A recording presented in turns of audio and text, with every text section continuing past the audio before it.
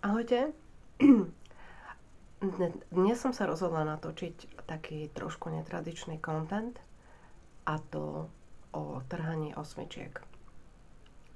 Keďže táto téma je dosť špecifická a nenašla som na internete videá, ktoré by mne osobne pomohli, ako sa pripraviť na trhanie osmičiek, rozhodla som sa natočiť toto video pre vás ako inšpiráciu, ktorá by vám mohla teoreticky pomôcť.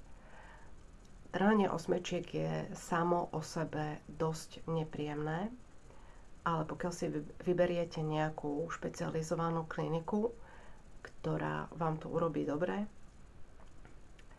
a v ktorej sa nachádzajú skúsení lekári a odborný personál, tak je viac ako isté, že za 3-4 dní budete fit. Pripravila som si niekoľko tipov, ktoré by vám mohli pomôcť toto, povedzme si, 3-4 týždenné obdobie zvládnuť. A sú to len moje skúsenosti, moje odporúčania, možno, že pre niekoho to vôbec nebude prínosné, ale čo sa týka kontentu na YouTube, ma celkom naštvalo, keď som sa pripravovala ja osobne na trhanie osmičiek, že som nenašla nič podobné, okrem odstrašujúcich videí, čo naozaj by mi pomohlo nejak pripraviť sa na ten zákrok a zároveň sa pripraviť na zákrok, respektíve na liečbu po zákroku. Chcem povedať z vlastnej skúsenosti, keďže mám 3 osmičky vytrhnuté, nie je to nič hrozné, ale treba to brať vážne, pretože nie je to úplne jednoduché, nie je to žiadne plombovanie, nie je to žiadna dentálna hygiena, ide o chirurgický zákrok, keď sa to robí na stomatochirurgii, a mnohokrát si to vyžaduje ošetrenie nielen dlátom, ale aj zašitie stehov, zašitie rany, krvácanie, môže to obnášať proste mnohé problémy, komplikácie, bolesti a tak ďalej a tak podobne. Chcela by som sa podeliť o doterajšie skúsenosti, ktoré som absolvovala ja. Moje posledné zákroky boli vedené pod klinikou Implant Center, kde som bola veľmi spokojná a kde som dostala aj odporúčania od mojich kolegov. V minulosti som totiž externe natrafila na jedného lekára, ktorý tam pôsobí, a vyžiadala som si takisto, aby sa zúčastnil môjho zákroku. Takže tak. Takže prvú časť máme za sebou a teraz prejdeme k samotnému zákroku. Veľmi dôležité predtým, ako pôjdete na trhanie osmičiek, alebo ako sa rozhodnete si ich odstrániť, či už sú vyrastené, alebo nie sú vyrastené, alebo sú zalomené, alebo proste máte akékoľvek s nimi problém, je dôležité ísť na konzultáciu, spraviť si 3D rentgen, samozrejme zaplatiť si za to, nie je to lacná záležitosť, ale veľmi to pomôže doktorom odhadnúť celkovú situáciu, kde a akým spôsobom sa ten zub nachádza. Či je vertikálne alebo horizontálne položený, ako sú položené korene, ako vyzerá samotná ústna dutina, kde sa nachádza sánkový, respektíve nerv, aby vám ho počas operácie nejakým spôsobom nepoškodili. Toto všetko počas 3D rentgenu lekári vedia zistiť. Takže konzultácia je kľúčová. Následne vám dajú termín, na ktorý sa musíte psychicky aj fyzicky pripraviť. Najlepšie je týždeň predtým sa nestresovať, jesť normálne, byť v dobrej fyzickej a psychickej kondícii, neísť tam trebárs s nejakým prechladnutím alebo s nejakou výrozou, lebo by sa mohli niektoré veci skomplikovať a mohlo by vás to nie že ohroziť, ale mohla byť tá liečba byť komplikovanejšia. Takže následne, keď nastáva deň D a chystáte sa na lekársky zákrok, veľmi dôležité predtým je minimálne niečo zjesť. Nemusí to byť niečo veľké, ale malo by to byť dostatočne výživné, aby ste mali energiu ten zákrok zvládnuť. Pretože v niektorých prípadoch, trebárs u mňa, ten zákrok trval približne hodinu až hodinu a pol a bolo to náročné pre mňa, aj pre doktora, aj pre sestričku, pretože ten zub jednoducho po odkopení ďasna nechcel výjsť, korene boli zakliesnené a tým pádom sa to proste natiahlo a bol to zložitý zákrok. A čo sa týka bolesti, nemala som nejaké extrémne bolesti, také, že by som bola vyskočila z toho kresla alebo niečo podobné. A to sú len prípady, ktoré opisujú ľudia na YouTube v tých úplne najhorších scenároch, ktoré sa môžu stať, ktorí úplne zanedbajú svoje zdravie a idú k lekárovi už v takom stave, kde majú rozsiahly zápal, niekedy aj celej okostnice alebo trojklanného nervu alebo neviem čoho. Čo sa týka lekárskych termínov, tak to si viete naštudovať aj sami alebo sa popýtať doktorov. Takže dôležité je, aby vám dali tú dobrú anestézu. Tá anestéza bude účinkovať približne 10 až 15 minút. Potom sa začne pomaly so zákrokom, ktorý trvá podľa toho, ako je zub zakliesnený, v akom stave je ten zub, či je zlomený, či nie je zlomený, či sú korene horizontálne, vertikálne položené, či ten zub je vitálny alebo už teda je odumretý. Ja som mala zlomený odumretý zub, ktorý bol už v dosť zlom stave, ale infekcia našťastie v tej ústnej dutine ešte nenastala, čiže povedal mi pán doktor, že ešte taký mesiac a prišla by som tam už s rozsiahlym zápalom, ktorý by sa veľmi ťažko liečil. Takže som sa rozhodla ešte predtým, ako sa to stane, čo najskôr si nechať ten zub ošetriť. Čiže prišla som tam, anestéza zhruba tých 10 až 15 minút a následne som dostala na tvár takú zelenú plachtu alebo také zelené rúško, kde mi zakryli oči a bol výrez iba na ústa. A následne po zaočakovaní anestézy, keď mi odskúšali, či naozaj je všetko strpnuté a tak ako má, sa začal chirurgický zákrok rezaním a odklopením ďasna, kde následne tie korene spolu s tým zubom boli vykliesnené s dlátom. Samozrejme, trvalo to dlhšie, ako som vravela, lebo nebolo to úplne jednoduché a ten zub tam bol roky a nechcel úplne výjsť, ale našťastie sa to podarilo postupne aj rozpíliť, aj chirurgicky rozrezať, vytiahnuť a následne sa rana zašila. Počas tohto som cítila minimálny tlak. Nebolo to nič také, čo by bežný človek nezvládol. Nebolo to príjemné, ale nebolo to nič také hrozné, ako opisujú ľudia vo videách, ktorí sa vás snažia vystrašiť. Pred zákrokom tieto videá a ani žiadne hororové scenáre neodporúčam, pretože vás to zbytočne rozruší. Ja som si to síce pozrela tiež a nedalo mi to v podstate nič, lebo som sa zbytočne rozrušila a keď som išla na druhý zákrok potom s druhou osmičkou, tak som vedela, že to bude už úplne v pohode, že sa nemám čoho báť, pretože som si vybrala kliniku a stomachov chirurgov, ktorí vedia, čo robia. Osmičky nepatria do bežnej všeobecnej zubnej ambulancie, ale je najlepšie to riešiť stále cez stomatochirurgiu.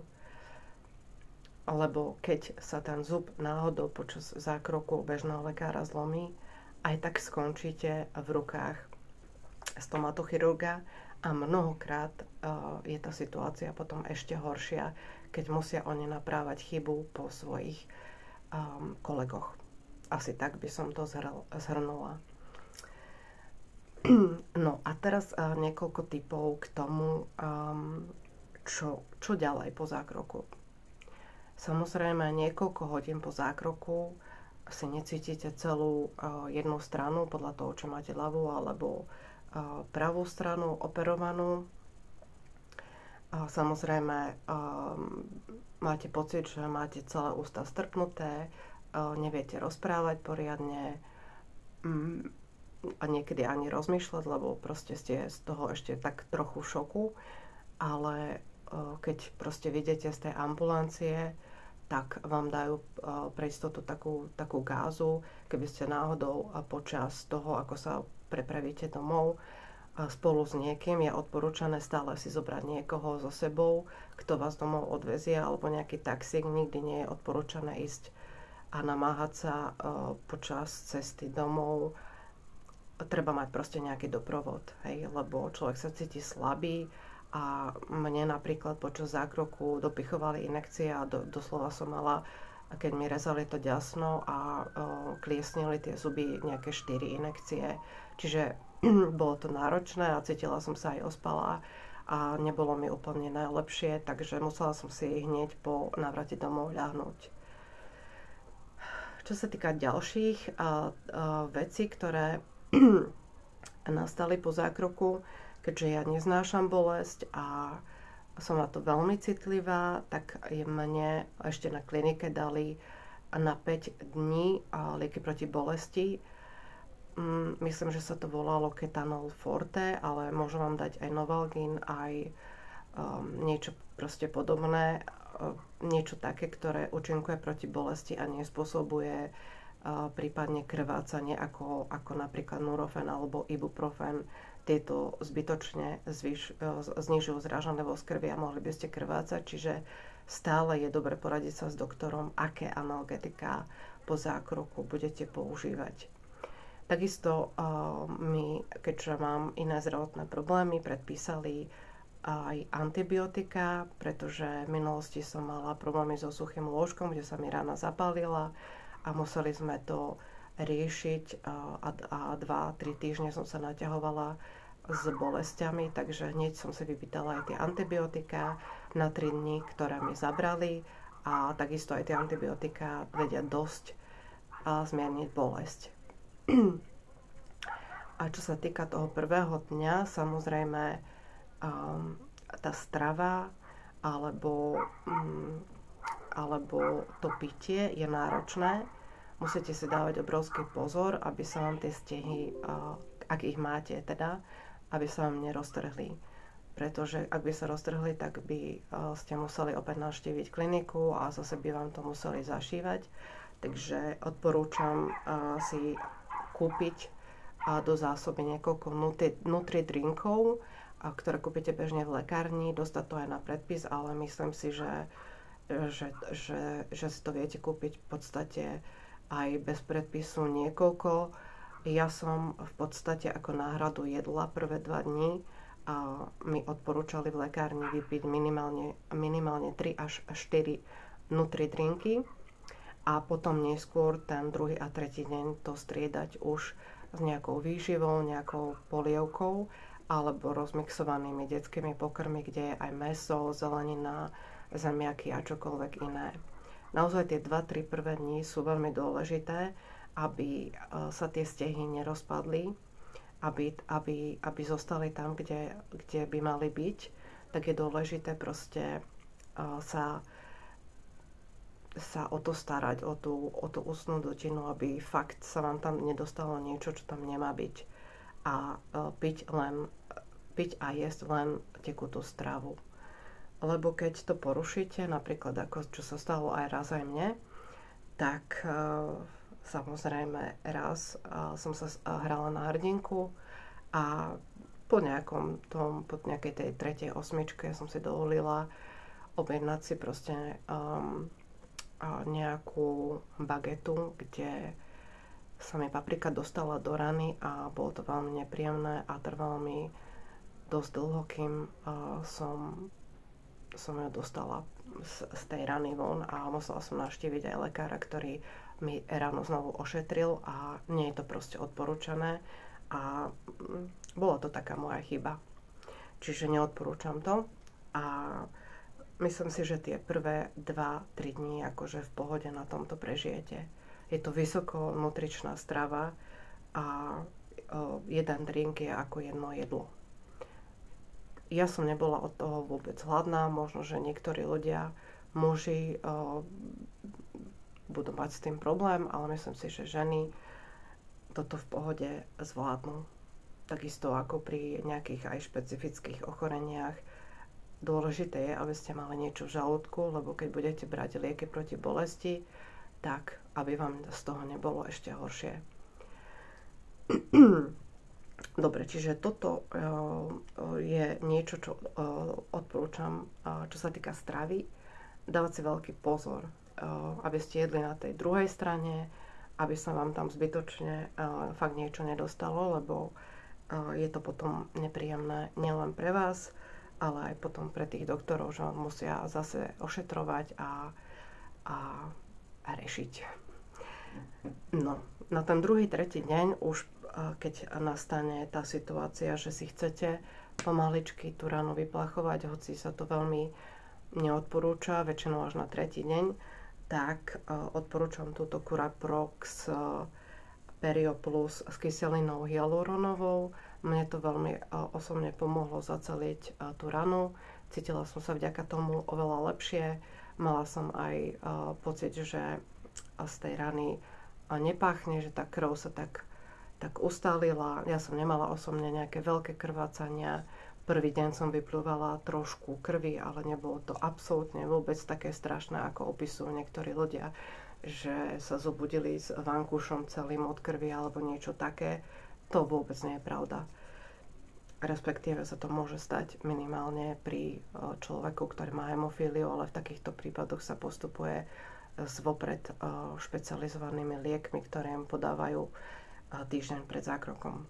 Takže táto ústna voda mi veľmi pomohla a takisto je veľmi dobre si zaobstarať kefku, jednozväzkovú kefku, s ktorou si budete čistiť ako zuby a s ktorou si budete všetky zuby čistiť okrem tej rany, kde ste mali šitie a kde máte stehy, aby ste to neporušili. Alebo si zoberiete klasickú, veľmi mäkkú, takúto Swissdent alebo Curaprox kefku, ktorá tiež majú rôzne ako tie druhy a extra soft je tá, keď máte po nejakom zákroku najlepšia.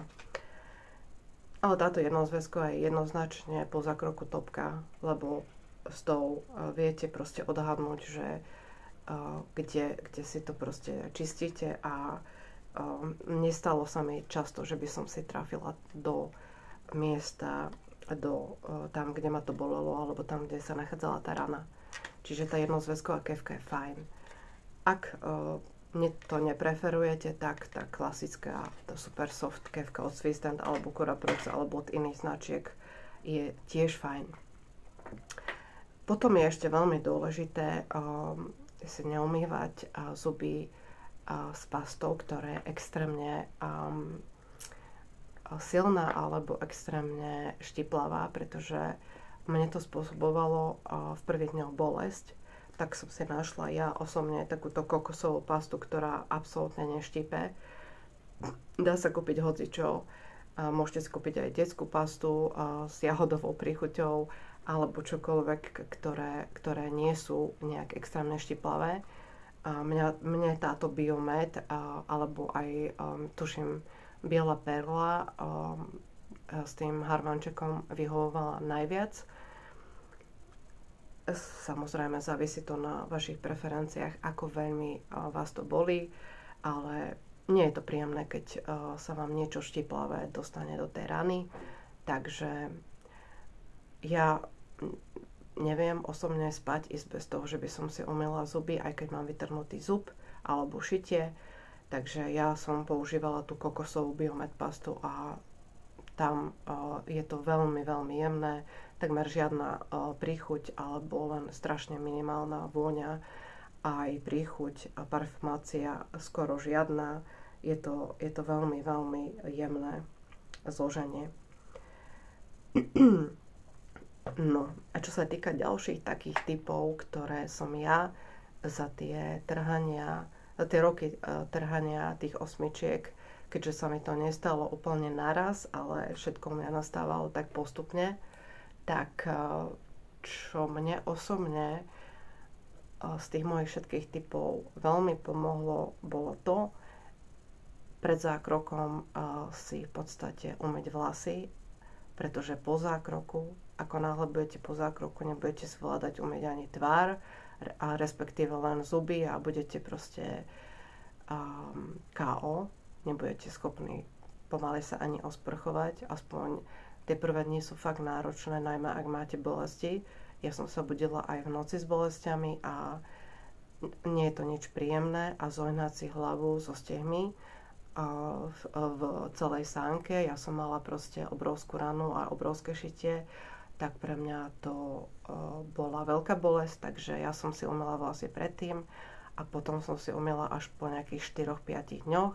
A tuto odporúčam si zadovážiť nejaký suchý šampón, kde viete korigovať ako svoje vlasy tým, že existuje takáto super vec, ktorá už roky existuje na trhu v rôznych značkách, v rôznych cenových kategóriách a podobne. Čiže ten suchý šampón ma v podstate zachránil, aj keď som išla na kontrolu, hoci ja som mala strvateľné stehy, ale musela som absolvovať kontrolu, či sa všetko hojí tak, ako má, keďže to bol veľký zásah a aj susedný zub, sedmička bola viac menej ako ohrozená a potrebovalo sa zistiť, že či všetko dopadlo tak, ako malo. Dobre, takže toto by bolo asi tak z takých typov, čo sa týka jedla, pasty, ústnej vody, toho suchého šampónu. Čo sa týka liekov, to som spomínala, tam treba si vypýtať tie lieky proti bolesti, lebo tie bolesti nastanú bez antibiotík. Ak som mala vytrhnutú osmičku, tak tie bolesti boli šialené, trvali 2 týždne, s antibiotikami mi to prešlo tak za 3 dní. Takže antibiotika tiež trošku stiahnu zápal. Takže v podstate tie antibiotika boli pre mňa veľmi nápomocné a je dobre vyhradiť si vlastne 2 dní, štvrtok, piatok na tento zákrok.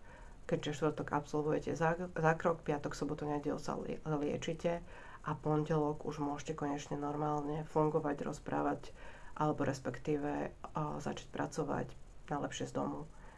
Alebo prípadne ísť do práce, už to nie je také strašné.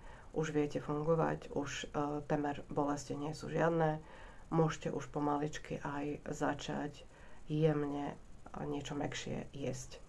Ale žiadne orechy a cerálie a podobné veci. Len niečo jemné, zemiakovú kašu a plus nejaký prívarok alebo nejaké nadrobno pokrájené mäso a tak ďalej. A v prípade, že by ste sa necítili dobre po zákroku, ten druhý, tretí deň, je potrebné si pravidelne merať teplotu, pretože ja som osobne mala problém aj taký, že mi teplota vyskočila na 38 stupňov, keď som sa zľakla, ale po konzultácii s lekárom som sa dozvedela, že po takom veľkom šiti, ako som mala ja a vytrhnutie osmičky, teplota do 38 je možná. Tam tie lieky proti bolesti znižujú aj teplotu, takže 3 denne som ich užívala, potom tá teplota už na druhý, tretí deň sa upravila, všetko bolo v poriadku.